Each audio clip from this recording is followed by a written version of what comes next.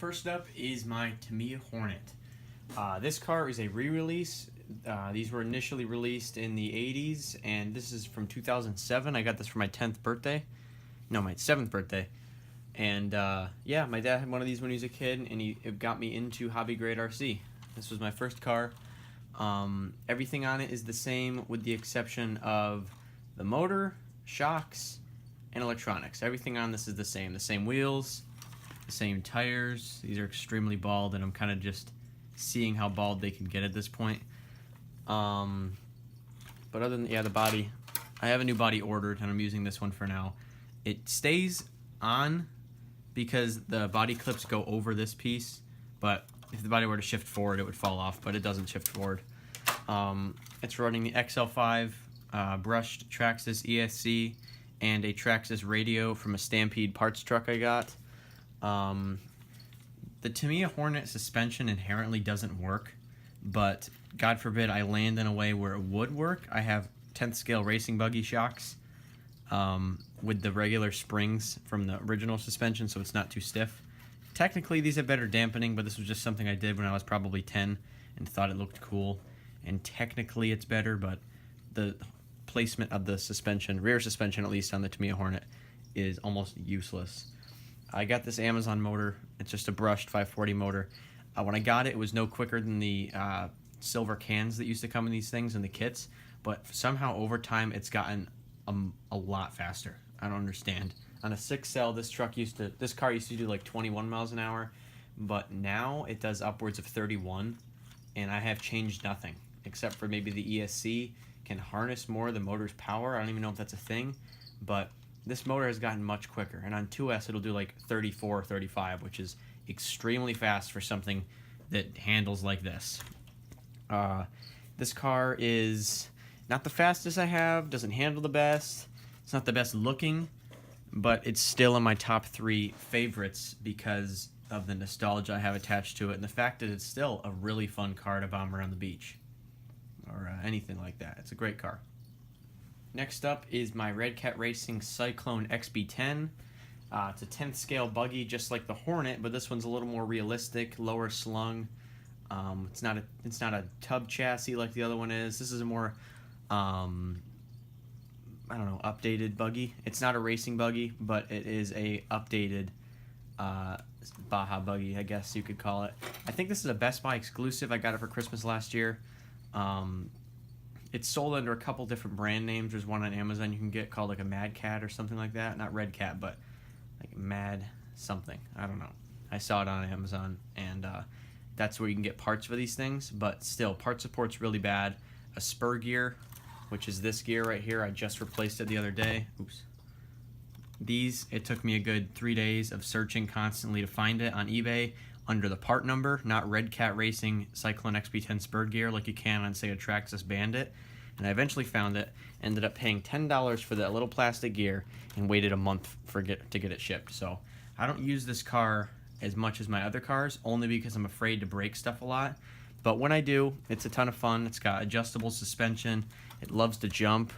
It's low slung, so it handles really well. It's got a Tamiya Sport tuned brushed motor in it, and I only run this on 6L packs, and it does probably 25 miles an hour on those packs, which is fine for this. I'm not trying to make it my fastest car, and it's just another fun thing to take to the beach. I usually bring this and the Hornet to the beach if I were to bring my remote control cars with me. But yep, it's another fun car, and these usually have a rear spoiler on them, but I think it looks better without the rear spoiler. It looks more like a Kyosho Optima, if you know what that is. But yeah, on to the next car. Next is my Traxxas Gravedigger. This is a Stampede. There's no difference between this and the Traxxas Stampede other than the body, the wheels, and the color of some of the chassis pieces and the bumper and rear motor guard back here. But this is just a Traxxas Stampede, and this is a great truck. Phenomenal part support. You can bash the crap out of this thing and not worry about breaking parts because you can buy replacements and they're very easy to find. The only difference noticeably between this and the Stampede are these awesome Chevron realistic monster truck tires with the beads and stuff like that around them. They're not. It's not real beadlock tires, but it looks like it, and they're pretty cool. I have a brushless combo in this from Surpass Hobby. It's a 45 amp ESC and a 4,300 kV brushless motor. On 2S, it does around 35 miles an hour, and on 4S, not 4S, 3S, there's actually a noticeable difference. It'll do probably 45 to 50, which is a huge difference between the 2S speed. This truck is a wheelie monster, torque monster, and if you reverse and then floor it, it'll do a standing backflip. I crashed it so bad a couple months ago that I destroyed the entire front end, at least on this side, and I had to get new suspension. So, I had to rebuild this entire front end. So, instead of buying new suspension, I just put Emax suspension on the front, which works fine, and it's a little stiffer, so I just changed the camber and used less, I don't know exactly how to say it, but the shock oil I put in it is a little less heavy. Maybe that's what you can say, but I made it so the suspension in the front performs the same as suspension in the back. I also made it so you can not have to get body clips for this car because they're already on the body. I had a leftover kit to make the body have its own body clips, and I put it on this body because I like the look of it so much. And yeah, this is another great truck. Traxxas Stampedes are, I think, the best two-wheel drive monster truck you can get. And moving on to the next monster truck. This is nothing like you're ever going to see again. It is a New Bright RC Ford F-150 Raptor that I turned into the early 2000s Eradicator Monster Jam truck. I got this at a Goodwill for $2 and cut the chassis up a lot in the front so that I could fit a hobby grade servo in the front of it. I bought a Tamiya Plasma Dash mini 4-wheel drive motor that fits in exactly the same compartment that the original did, so I didn't have to goof around with the engine bay at all, or not engine bay, but the rear end here, which actually can come off. You can actually just unscrew the rear end of this car and it'll come off. It's kind of friendly to work on, which was surprising. It's got technically working rear suspension, but it's too stiff and in a weird area, so it doesn't really do anything. Spray painted the body white and then painted on the Eradicator name and color scheme. Spray painted the wheels white and then painted the middle with orange acrylic. I've run this on a leftover Arma ESC I had, and a servo that I move around from car to car. I don't use this that much, so I can afford to not buy its own radio. The gearbox in this thing is surprisingly strong. It'll do around 15 to 20 miles an hour with the Plasma Dash motor I have in this car. And yeah, this was just kind of a fun project to make. And considering I had the ESC already, I have a receiver that I'm already using, and the only thing I bought for this is the servo. So this car cost me $9 combined to make, and I think it's a fun addition to the collection. And if you've ever played Monster Jam Maximum Destruction, the video game for the PlayStation 2, or watched the show around that time, the early 2000s, you'll know this version of Eradicator. And it's kind of a nostalgic look for me. It was my favorite truck in the game that I referred to earlier. So, yeah. This is my Arma Fury Mega. It is a short course truck, 10th scale short course truck. The Mega variation of Arma cars at this time were the brushed versions, but I have a brushless kit in this now. This was my first short course truck, so I was not used to the level of handling and precision that comes with these things. You can aim them in any direction and they'll stay there in that direction. I'm used to the craziness of monster trucks, and when I got this thing, I was surprised of how controllable they are, and still fun and still fast. Arma makes a great short course truck. It's the same as their Raider and their Stadium truck underneath. These do have a problem with the shot caps will just come off, so I have aluminum shot caps ordered, but I haven't got them yet. They should be here within a week. These tires can't really handle brushless power, so they've started to bald on the road, which I need to get a new set of tires if I ever want to bring this to the track and want it to grip. The brushless kit is a Ghoul RC 3,200 kV or 3,300 kV with a 60 amp ESC, rated up to 3S. On 2S it'll do around 35, and on 3S it'll do around 45. It's about the same speeds as the Gravedigger. And the body is so big that if you jump this car towards the wind, it'll actually flip over because it just has so much, it's so flat underneath. When you jump it, it'll catch the wind and do a backflip. It's pretty funny. But this is one of my favorite cars. I bought this at my local hobby shop before it closed, and I'll always remember my hobby shop from this car, because I hadn't bought a car directly from a hobby shop before this. The body's beaten up. This is my ZD Racing 1/8 scale racing buggy. I don't know the exact number of this buggy. I know there's a better hopped up version of it with the same motor. I think the same motor. It's just got better suspension components, and it's a little stronger, I guess. But I got this from gearbest.com for $150 with a coupon. It came with these dish wheels that I painted black, and I got this Red Cat Racing 1/8 scale buggy body. I love the look of this car. I just need to get a black wing for it, and I think it's a phenomenal looking car. The suspension is so floaty.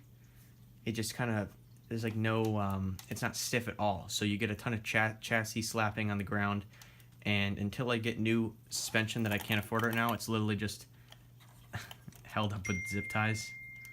And yeah, but this does probably 40 miles per hour on, no, not 40, more like 35 on 3S and 45 on 4S.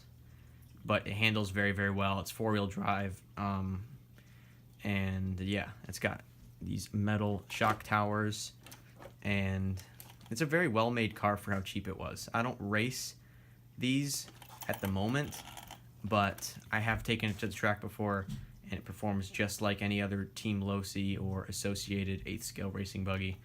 Not as good, but it can definitely compete with them. This is a Corvette C7 that I got at my local Goodwill, New Bright RC. This thing is super ghetto, but I had fun making it. It cost me $0 to make. I made it with all stuff I had lying around in my toolbox of spare parts and things that I don't need anymore, because I've upgraded the brushless combos and replaced parts, but they still work. Really ghetto, but it's got a Team Losi Mini T brushed motor that I finagled into the motor area and fit the old pinion on. It's literally zip tied down. The connectors don't work, or at least don't fit normally with this brushed ESC I got on eBay for $7. And so I zip tied them on. I put them through, and they're held on with the plastic protector, and then I zip tied them on to make sure they stayed. This is a little hole here, so I don't want the battery to fall through, so I just put some electrical tape or painter's tape there, and it runs in 6 cell packs, and they just get zip tied down with this. This is a random servo I had lying around.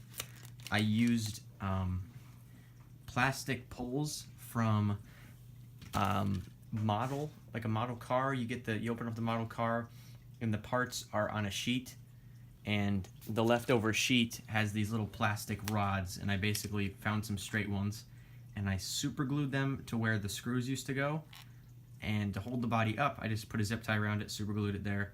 This one came off, so I have a thumbtack that's literally hot glued onto this. It's about the same level as the body post up here, so it just sits on that, and the rest all have holes drilled in them so that the body can be body clipped on. There's the switch, on and off switch in the back. There's a leaf that's stuck to the bottom because it's tape. Yeah, super ghetto. I debated on even showing it, but I do have a lot of fun making these, and I encourage you to try it out if you've never done it before. Here's the servo up here. I just have paper clips put through the horn, and they drilled them through the steering components, so when you turn it, it'll actually pull on this. It ended up working, and it, I don't know, on the 6 cell pack it'll do maybe 10 miles an hour. It's not that fast, but I don't want to destroy the gearbox, so I'm not putting anything bigger than a 6 cell pack in there. before I get into my big cars, here are two little remote control cars that I got from Five and Below. My brother designed this one, and it's sponsored by the old toy store KB Toys. We used a strainer that we screwed into the front window as sort of like a front window net, and paper clips for like the bars.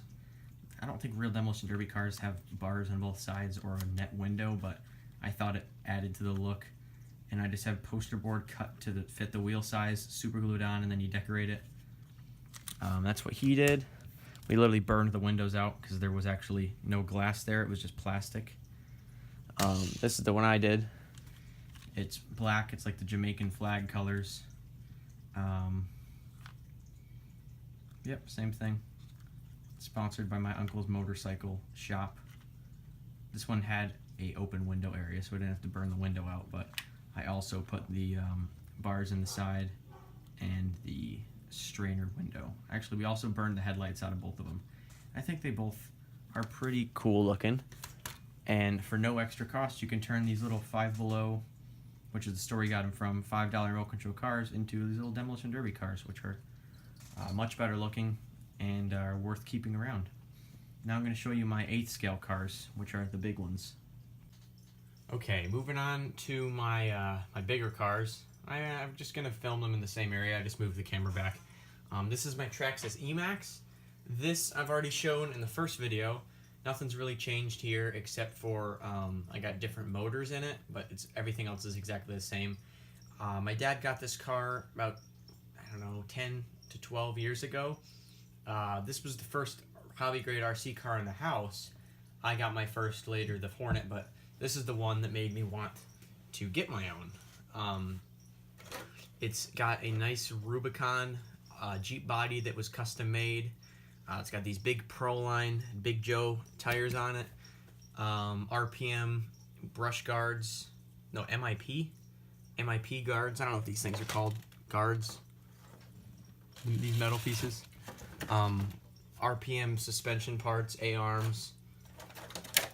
Underneath, it's got two Titan 12T motors. This is a Titan 12.5T, but it's just got a different heatsink on it from the old Monster 550. What else is going on in here? I got a new receiver combo in here, but other than that, it's the same thing as stock as far as powertrain goes. On two 2S packs, it'll do 30 miles an hour on 4S, and it's insanely fun on 4S because it handles like a real monster truck because it's four-wheel drive, and you can pull off all sorts of saves and huge air and stuff with it. These things are fragile from as far as what I know from other people, but I've never broke anything on this truck, and I've beat the crap out of this truck. I've landed from 6 feet in the air, just flat, right on the back of it, and I've only bent the bumper a little bit. I haven't broken anything chassis-wise. I haven't broke the shock towers, anything like that. I did break the body mounts, and I wanted to use this truck with my friends the next day, and what ended up happening is I made these makeshift ones out of pen cases, which I'll get up and close right now. This red one broke, but I basically hollowed out a pen and used it as the body post, what the body post would be, and it worked for a while until I crashed it and it broke on this side. But yeah, other than that, here's my Emax. Moving on to my last car. This is my New Bright RC PT Cruiser. I got this car from a flea market, and it is how much have I put into this thing? The brushless motor combo in ESC was $30. The receiver and radio I just go back and forth with from car to car, so that doesn't count. The servo I already had from a parts box I bought, and the car itself was $3. So $33 I have in this thing. And oh yeah, the spray paint $5, and I already had white spray paint and black acrylic for the wheels and the number and stuff on it. But I only have $37 in this car, $38, and it is a brushless 8th scale PT Cruiser. No suspension, it's still a New Bright car, but this one, unlike the Corvette I showed earlier and the monster truck, I put a lot of time into making sure this would consistently work and not fall apart if I go over a bump or something like that. Spent a lot more time on the steering. I made sure everything fit where the stock parts fit, so I wasn't going to have things falling out of place when I was using it. The motor is screwed into the plastic that the other one was in, and I made sure the mesh is good and everything like that, so that's not a problem. And if it ever has some sort of alignment issue with the gears and the mesh of the gears, I can just move the motor a little bit with my Dremel lumps, create a new screw hole. But yeah, this car, I usually run it on 6-cell pack because I don't want to really blow the motor or the gearbox in this thing, because it is still meant to handle a tiny little brushed motor that came from the store, or that came from the company more like. But it's not supposed to handle this much power, but it does. And it'll do maybe 20 miles an hour with the pack I have in it right now, but it's basically a shelf queen. Not that it's the nicest looking car, but I am pretty proud of the way it turned out. I like the chrome edges to the rims and the black inside. Probably should have spray painted them, but I think it looks fine. The interior has, I cut the radio out like they do in the regular cars. There's no windows. I made sure there's no windows. Only one seat. I put these I Heart My Cruiser things that were on the license plates. I glued one to the dash and I put one on the back as like a decoration. And yeah, I'm pretty proud of the way this thing turned out. There used to be little paper clips hot glued here to kind of make it look like there was the chains holding up the bumper and the front end like they do on the actual Demolition Derby cars. There's one that was over here too, but it came off. But I've actually been using this thing. Oh, and the pipes sticking up out of the hood are actually just hollowed out Sharpies that I glued inside of the motor area, and they pop through holes I cut. Got the dice hanging up there, a zip tie, 2 zip ties that are hot glued to look like the window brace or whatever it is. I don't know exactly what it is. I just copied what I saw in the picture. And yeah, it's called the PT Bruiser. I looked that up and it ended up being a drag racing PT Cruiser name, but I didn't know it was already used when I put it on the car. I think it still fits it. This was supposed to be flames, but it ended up looking like blood. So I kept the blood theme with the numbers. It's kind of like I hit somebody with the car and they absolutely were eviscerated. Yeah, I kept the theme going up here and on the pillar in the front. The doors do come open. I'm trying to think of a way to keep them closed where they won't be permanently closed. I can maybe hot glue them and that would come off if I needed to open the door, but I still need to get the battery in and out. It sits over here where the old where the battery used to go. Now it's just you set it in there, and this car doesn't get any airtime, so it's not really going anywhere. But yeah, this car took me 3 days of constant work, and it came out pretty well. I have a video on it by itself on the channel already, so you can check that out. But yeah, that concludes my current RC collection, and stay tuned for more videos similar to this one using these cars. And also stay tuned for our Hot Wheels Velocity X car review series premiere. Thanks for watching. Subscribe for more videos. Bye.